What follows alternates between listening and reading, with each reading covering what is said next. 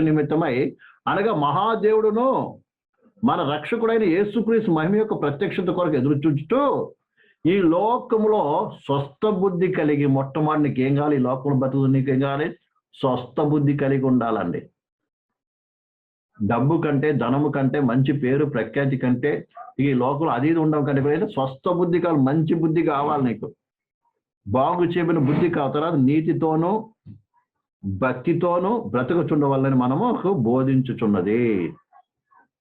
భక్తితోనూ నీతితోనూ ప్రేమలారా ఈ లోకం స్వస్థ బుద్ధితోనూ నీతితోనూ భక్తితోనూ బ్రతుకుచుండవాలని మనకు బోధించుచున్నది. ఇది అసలు బోధ అండి. దేని గురించి? దురాశను విడిచిపెట్టు అని ఎవరైతే బోధిస్తున్నారో ఆ బోధ అసలైన బోధ. భక్తిగా ఉండాలి, నీతిగా ఉండాలి, యథార్థంగా ఉండాలని ఎవరైతే బోధిస్తున్నారో అది అసలైన బోధ. అర్థమైందండి? కాబట్టి వీటిని ఏం చేయాలి? మనము ప్రభు యొక్క ప్రత్యక్ష కొరకు ఎదురు చూడాలి. కాబట్టి ఈ విషయాన్ని మనము బాగా అర్థం చేసుకుందాం ప్రియమైన పిల్లారా. చివరిగా ప్రేమారా మత్తయి సువార్త 6:9. మత్తయి సువార్త 6:9 ఏమని చెప్తాం? 6:9.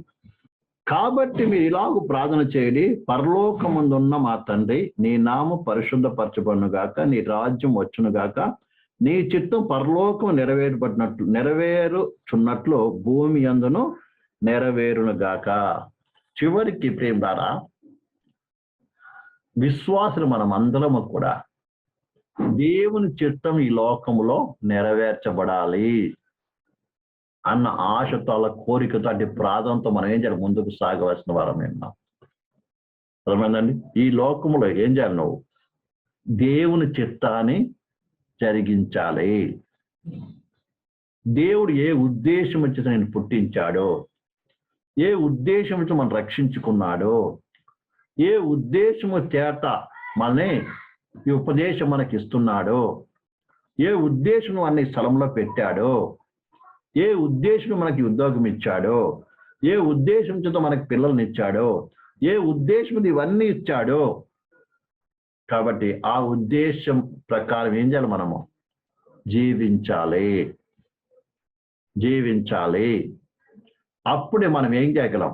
దేవుని ముందర మనం ధైర్యంగా నిలబడగలం. కాబట్టి ప్రియమైన సహోదరి సహోదరులారా, దేవుడు మనల్ని ఈ లోకం నుంచి ఏర్పాటు చేసుకొని ఈ లోకంలో తన చిత్తము చేయటం కొరకు మనల్ని ఈ లోకంలో మనల్ని ఈ స్థితిలో పెట్టాడు. ఈ రాత్రి కాలం మనకి ఉపదేశము కూడా దేవుడు ఇచ్చాడు.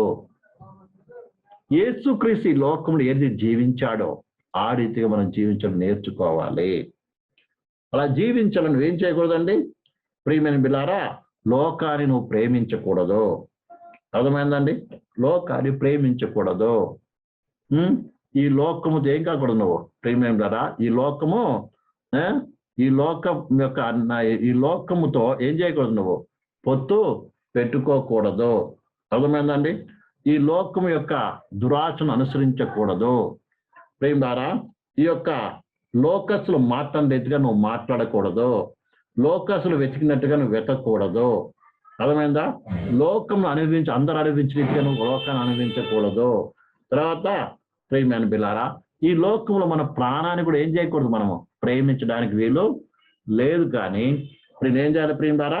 మనందరం కూడా ప్రేమైన బిల్లారా ఈ లోకం యొక్క దురాశను అనుసరించి క్షమించాలి. ఈ లోకం యొక్క దురాశను మనం విసర్జించి ఏం చేయాలంటే ప్రేమ ద్వారా భక్తితోనూ నీతితోనూ ఏం చేయాలి? మనము నడుచుకోవాల్సిన బాధ్యత మనకి ఉంది. కాబట్టి ఈ విషయాన్ని మనం బాగా అర్థం చేసుకోవాలి. ఈ లోకంలో దేవుని చిత్తపై నడవాలి. అందుకనే నిరంతరం ప్రభా నీ చిత్తం ఏంటిది, మన ప్రార్థన ఏంటిది, దేవాని చిత్తం ఏంటిది, నేను చేయాలి. ఇద్దరం నీ చిత్తం ఏం చేయాలి, ఏ రీతిగా చేయాలి. ఒక శ్రమ వచ్చింది, ఒక పరిస్థితి వచ్చింది, దాంట్లో ప్రభా నీ చిత్తం ప్రకారం నేను సరియైన నిర్ణయం తీసుకుని ఏం చేయాలి? ముందుకు సాగాలి. ఎందుకంటే నా జీవితంలో నా కుటుంబం పట్ల కావచ్చు, నా పట్ల కావచ్చు, నా ఉద్యోగం విషయంలో కావచ్చు, ఎక్కడైనా సరే దేవా నీ చిత్తం జరగాలి.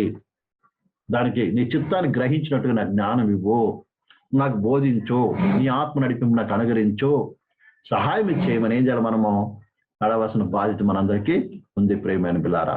కాబట్టి లోకంలో ఉన్నాము కాబట్టి మనము లోకాన్ని అనుసరించాలి, లేకపోతే అందరూ లేకపోతే బతకలేము అనే ఆలోచన మనకి విడిచిపెట్టి ఏం చేయాలి? లోకం ఉన్నప్పటికీ కూడా లోకసములు కానట్టుగాను దైవ సంబంధులుగా మన ప్రభువైన యేసుక్రీస్తు ఏ రీతిగా అయితే ఈ లోకం జీవించాడో ప్రేమ ఆ రీతిగా జీవించడం ముందుకు సాగుదాం. దేవుడు ఈ వాక్యంను దీవించును గాక.